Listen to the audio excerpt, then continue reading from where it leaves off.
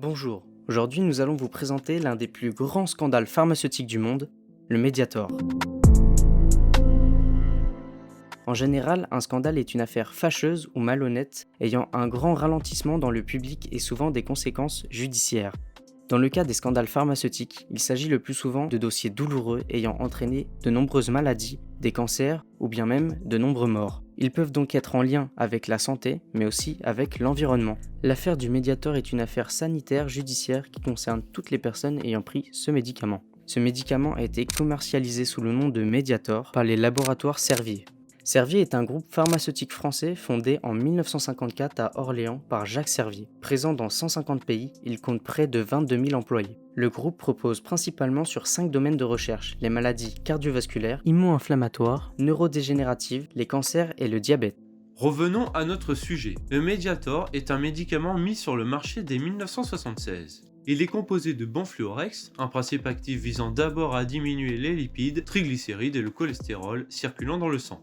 Il a ensuite été indiqué pour les patients en surpoids atteints de diabète de type 2. Le Benfluorex est une molécule hypoglycémiante, c'est-à-dire qu'elle favorise la synthèse de glycogène par le foie et a donc le pouvoir de diminuer le taux de sucre dans le sang. Autorisé sur le marché français pour les diabétiques et les personnes souffrant d'hypercholestérolémie, il est détourné de cet usage et prescrit à des patients non diabétiques comme coupe-faim pour les aider à maigrir.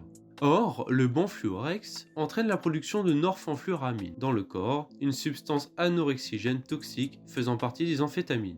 Une substance n'ayant pas été commercialisée, c'est un métabolite actif de 3 médicaments de Servier, le Pondéral, l'Isoméride et le fameux Benfluorex, sous le nom de Mediator.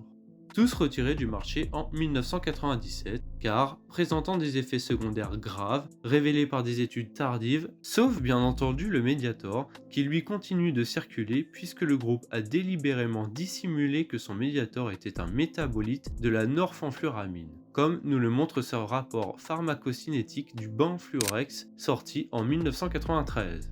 Le Benfluorex est donc une prodrogue agissant très vite qui se métabolise complètement et n'est pas détectable dans le plasma, contrairement à la norphenfluramine. C'est un ester benzélique qui, une fois consommé par voie orale, se dissout dans l'intestin. La molécule va alors se transformer en deux composés pour enfin donner la norphenfluramine par l'intermédiaire d'enzymes.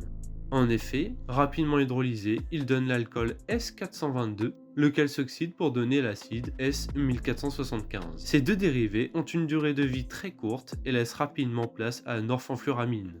Une fois transformée, la norphenfluramine agit au niveau des récepteurs sérotoninergiques puisque c'est un agoniste de la sérotonine.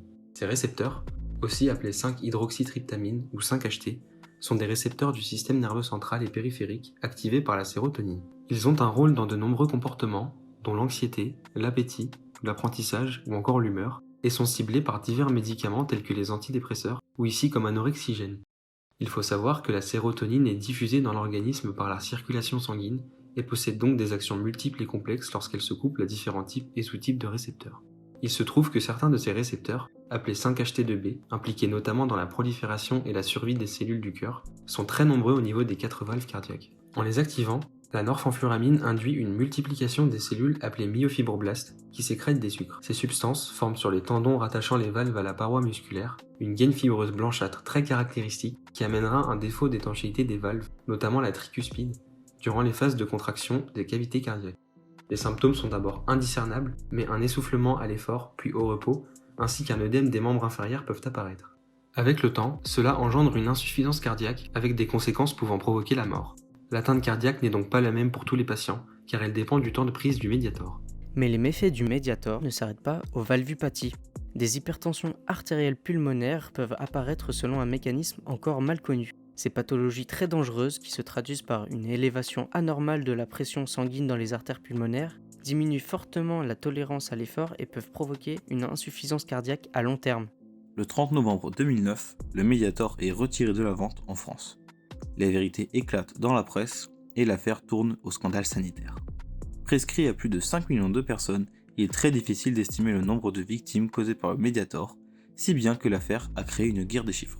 Selon le groupe Servier, seulement 3 morts, mais le vrai chiffre se situe entre 500 et 2000 selon l'Agence française de sécurité sanitaire des produits de santé. Cette même agence est jugée pour négligence pour avoir tardé à suspendre la commercialisation du Mediator et pour avoir eu des liens d'intérêt avec le groupe Servier.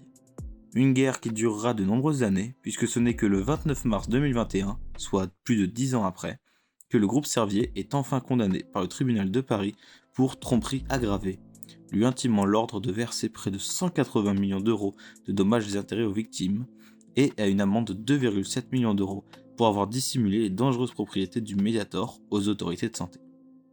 Cette affaire est si influente que l'ANSM, Agence nationale de sécurité du médicament, est créée en 2011 pour remplacer l'AF2S-APS, afin de renforcer la sécurité sanitaire pour qu'une telle affaire ne se reproduise plus jamais.